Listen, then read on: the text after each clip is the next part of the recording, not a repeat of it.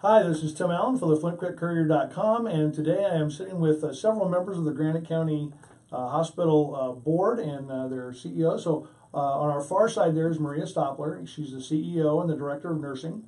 We have Jim Walbillick, who is a board member here, and we have John Barbara, who is the chairman of the board. So we want to talk a little bit today about this hospital levy and what this looks like. So let's start first, I guess, Maria, you can start if you'd like, on what this actually covers, because there seems to be some confusion about what this whole thing actually entails. Absolutely.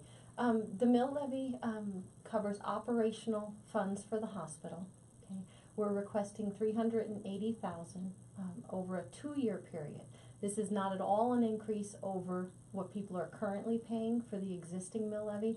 It's a renewal, and the renewal is 1 year less than the previous term. So it's not an increase in anyone's taxes, and we wanted to share that that's really important because no one wants to pay extra taxes. It begins July 1st of 2019 and runs until June 30th of 2021. Like I said, it goes strictly to operational funds. It doesn't go to special projects. It doesn't go to any construction or capital expenses. Any of those things that we do, we need grant money to do that, and donations. Because we are so small, because funds are so tight, those have to come from outside sources. But Mill Levy represents 10% of the hospital annual budget. Our annual budget is close to $4 million. So this is just under 10%. Of the budget. And I think, and correct me if I misheard this, somebody explained this to me as this mill levy kind of helps cover the bad debt. Does that sound right? The people who come in who can't necessarily pay, who maybe can't meet the entire obligation of whatever services that they got. Is that correct, or is that a misrepresentation? Or? No, that is correct, but I can expand on that. Sure. In that hospitals are required to care for everyone that comes through their door. On the hospital side, the emergency room, we can never turn anyone away, and we don't want to. And patients now have rising deductibles, higher out-of-pocket, higher, their annual maximum out-of-pocket is so high right now that many people, even with their best intentions, can't pay those deductibles. If they have an incident where family member comes into the emergency room, maybe gets admitted to the hospital, they can't cover those deductibles. So that becomes bad debt. And then there's cases of charity care. People come in, don't have any form of insurance whatsoever, and have no means to pay, but they still need care. And it's our moral obligation and our personal obligation to supply that care. We would never want to turn anyone away. But what you're reimbursed from insurance companies and what your cost is to deliver a care, there is a gap there. We are not for profit, so the Mill Levy funds go to fill that space, between what we can collect from insurance companies and individuals and what people can't pay. And so, and again, just to be clear, this is not for the extra things we see like the CAT scan or any of that kind of stuff, because I think that's something that people keep tossing around that's not accurate. When I was in on the CAT scan thing from the start, as the whole board was, but I was more involved in anything. One thing that we discussed when we went through the CAT scan thing is we decided that it'd be most appropriate that we did not apply for any grants that required any matching or any federal type dollars. So everything that we've got through the CAT scan has all been through private foundations. There's no federal, no state money involved with CAT scan. And so there's no obligation to anything outside of anything for that piece of equipment. That's correct. And so I guess let's focus on that a little bit. So what does that CAT scan provide for the hospital that it didn't have before the CAT scan? What does that do for the hospital? Well, it gives the providers a better tool for diagnostic. They can make a decision. Well, you got an appendix or just some indigestion. At 3 o'clock in the morning, when they're trying to figure out on an emergency room call whether they got a trauma, whether they're going to be able to send somebody to Missoula or they'll have to go to a higher level care, say Harborview. So it's a valuable diagnostic tool for the providers, and also people who get CAT scans as an elective thing, say for bad shoulders or bad backs, they can elect to do it here. And then the information can be transmitted electronically to their doctor's office or their provider of choice, and it's just good for the community. And so if that somebody's way. gonna get treatment on something in Missoula or Colorado or California, they can do that kind of CAT scan stuff here without having to make the hour trip or wherever to one of the bigger cities. It's a standard of care that we currently don't have. And I, you know, as an aside, when we were starting on the grant process, one of the great resources we have is the Montana Hospital Associations, and so I made a call one day and got a hold of one of the people over there, and I asked him, I said, well, how many of the critical access hospitals in the state of Montana, how many of them do not have a CAT scan? And she goes, you guys. One. Right, we were the Wow. only one. Oh, wow. Yeah. So really, it's not I don't look at it as a luxury, it's just that we're trying to maintain the same level of care as everybody else has access to. It's not a luxury, it's a And- necessity. Absolutely. And when we received some feedback from our patients had expressed to me that they were getting frustrated that they're being transferred to another facility, that we can't provide the services that they need here. And that was a great concern. So we looked at the situation long and hard and said, what is the main reason that patients get transferred out? And it was because they needed to have a CAT scan in order to get a definitive diagnosis. So we worked really hard to get the Helmsley Charitable Trust grant and then the other subsequent grants and the local contributions, because that was one way that we can better serve our community with a service that they really did need. Most people didn't realize that that's the reason why they were being sent out. But that will be the one way that we can keep care local, take care of our people here, and not have to transfer as many people out. So, You know, I'm glad you're asking these questions because, as you know, I was campaigning for a county commissioner, and in talking with people in various parts of the county, the misunderstanding, it was surprising to me. People didn't realize, number one, about where the levy money was going, and there were quite a few people that thought it was going specifically for the CT scanner, which, as we pointed out, is not the case.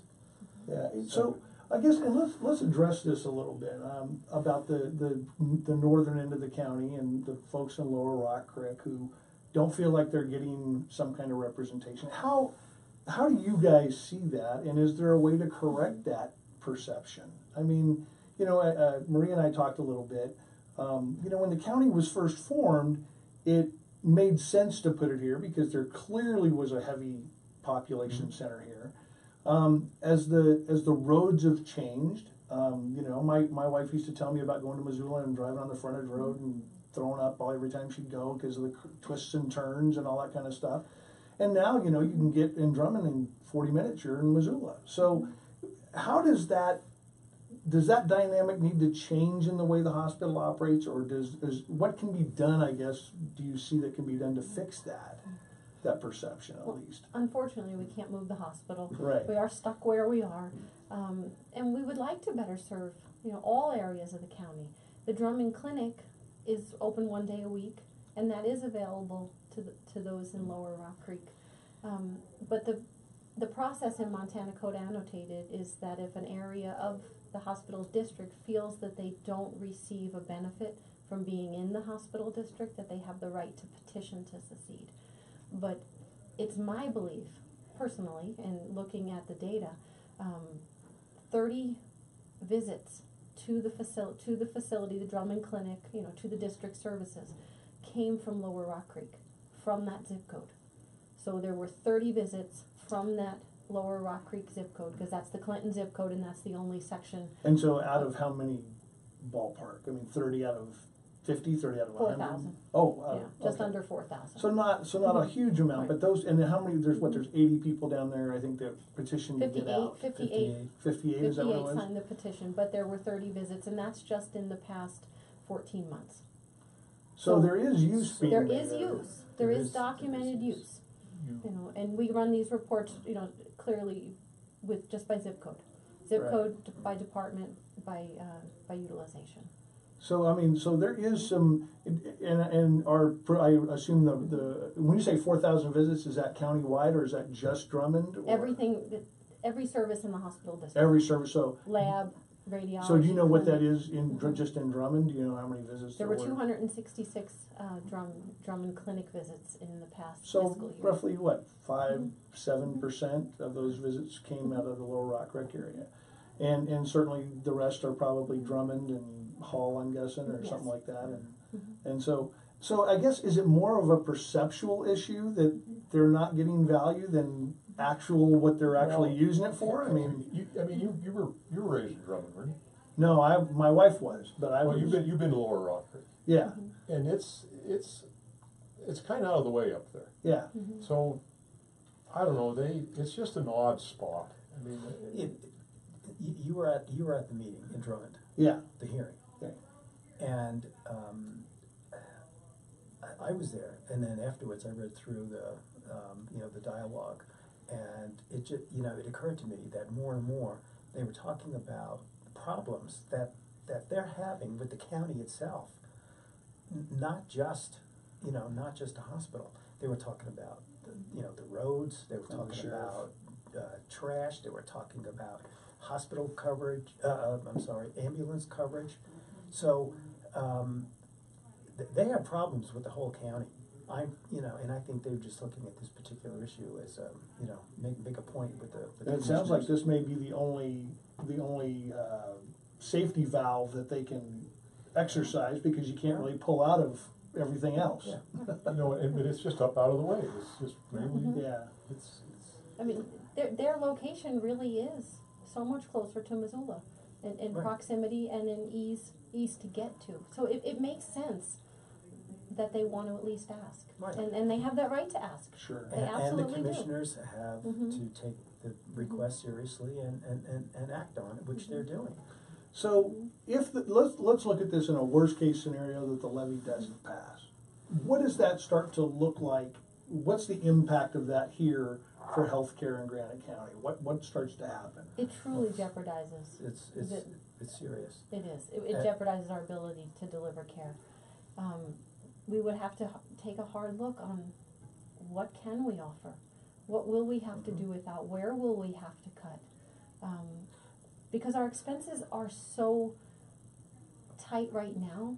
We've cut everything that we can.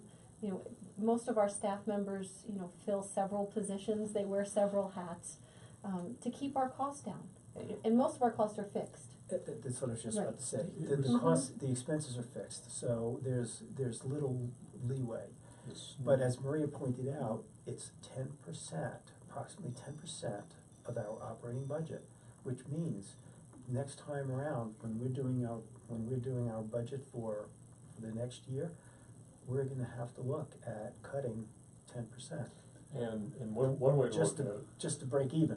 One way to look at it is this way: it's 10% of 4,400,000, roughly, 380.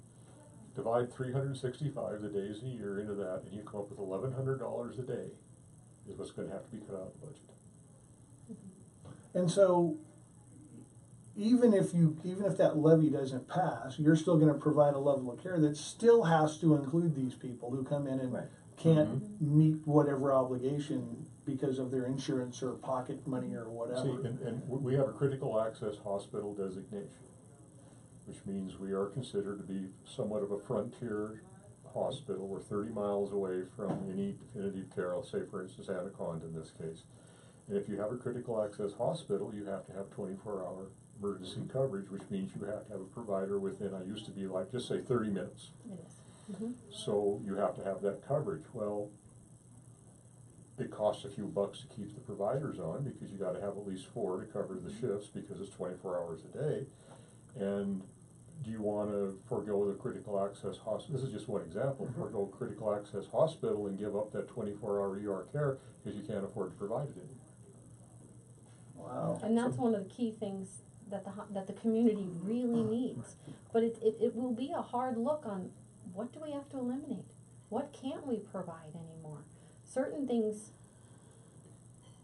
like long-term care, you know, that they stay in our swing beds. Okay, long-term care patients stay in the critical access hospitals. So when you say long-term care, is that the nursing home, or we is don't that? have a separate nursing home, and Okay. people It's sometimes considered people long-term care. don't Okay. understand that. So they're in our critical access hospital swing bed. So if we lose that designation, they can no longer be in the if we lose our critical access hospital designation, we can't keep our long-term care patients. So what people generally term as a nursing home, which is evidently an incorrect designation, but what people think of that would have to go away if this levy doesn't pass. More than That likely. may be one of the Because services if we you- can't provide. And if you can't do the critical access, that has to go because they can't hang out in the beds. Right. So because of the services that we do provide, which the county needs and wants, there are state and federal restrictions that that require us to have so many people on staff, each day. So Yeah, those there's things we can't are cut. fixed costs. Right. The insurance, we're required to have certain levels of coverage in multiple areas. We can't cut back on our insurance. There was an article that Mm-hmm. that came out recently saying that over the past several years, 90 critical access hospitals throughout the country, just like ours, have gone out of business, and there are approximately 200 that are in danger. Wow. So I mean, it's serious. I mean, because of things like this. Right. And there is a real chance that if the mill levy does not pass, a really bad chance that we would have to close. If Just we can't- completely terminate everything. Yeah, I mean, we would try desperately to stay open and, limit the services that we offer and try to see where we could cut 10%. But the hard truth is we may not be able to make it. And here's another example. If you have a critical access hospital, one of the greater appreciated one of the services that we offer is the PT. If you don't have physical therapy, you have to have physical therapy when you have a critical access hospital. See? So there's another service that ties in with this. Right. So That's So something we can't cut. And how many people are in the long-term beds? 20. It's about 20. So I would think the physical therapy's got to reach out to at least 50 or 100 people, I would think, wouldn't it? I mean, around here, it seems like everybody's nursing. I know for me, I nursed, Right. I went through a knee replacement and a hip replacement. My wife's had some PT in Drummond due to her surgery. So there's a much wider ranging effect than just not having the hospital here. let's just say all the services interact and complement each other. Right. So there's certain things that wouldn't be able to be cut. So therefore, could we meet the expenses? And if we can't, our ultimate situation is we would have to close. And so economically, just from an employment standpoint, what does that look like? How many people are employed here at the hospital that we would lose job-wise? 45 people live in and around, work here, live in and around the county. It represents $2 million a year in salary. So that's $2 million that are lost from That's right. Local $2 million economy. that's spent Yeah. locally that's spent locally. will be spent elsewhere Mhm. instead. The H&R couldn't exist because the hospital is their mission. The hospital and the long-term care patients is their mission, so they no longer would have a mission, so they no longer can exist. We are the biggest customer of the local pharmacy. They wouldn't be able to exist without our account. So we'd likely lose that as well then, and, All the services Huge downstream interact. effect. yeah. How would that impact the ski hill and the ranch at Rock Creek and? That's a good point. I mean, how many cases do you guys see from the ski hill? I mean, I guess when they're in season, that's gotta be there's gotta be idiots up there like me trying to ski who shouldn't even be near a slope, so. We see a great deal of patients from there, and that Between- ties back to the CAT scan. That Right. will help keep care local, and we can take care of more people here. Between the ranch and the hill, Mhm.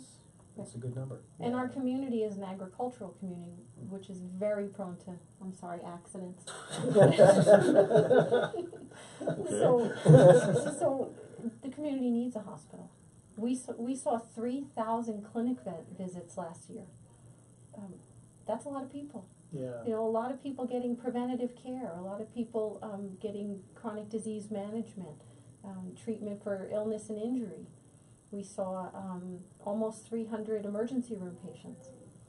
And so you said for, I think you said last year, the last 14 months, it was 4,000 visits. Is that what I think you said, Just under roughly? 4,000. Mm-hmm. So, I mean, that's, for a county of 3,200 people, that's a lot of visits. Right, right. And the people who maybe don't use the service, you know, the mill levy needs to be important and needs to be thought about, because that's our way we take care of our own. Granite County has always been so outstanding in taking care of their own, and that's how we do that. You know, that's part of the great thing that the county does.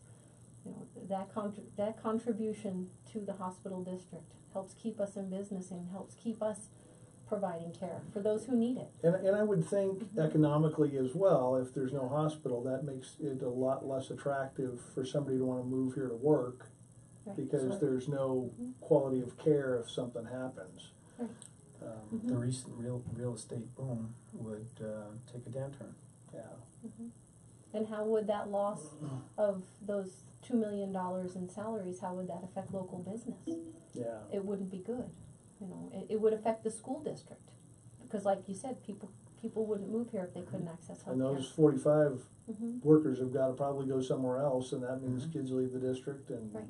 so there's, I think, Jim, you probably hit it. It's all interconnected. It's a giant spider web of, you know, everybody kind of needs everybody else a little bit. So, all right. Well, I thank you guys for your time. I really Thank you, Tim. appreciate Thank it. you, Tim. And, We appreciate it. so again, the mill levy is going to be one of the items on the ballot on November 6th, and we just encourage you to take a good look at that and just understand that there's a lot of interconnectedness here, and that the hospital, while you may not always need it or may not think you need it, it's something that is a very positive aspect of our community that has wide-ranging effects if we don't support it. So Maria, Jim, John, thank you very much for your time. Thank you. All right, And for the thank you. FlintCreekCourier.com, this is Tim Allen reporting.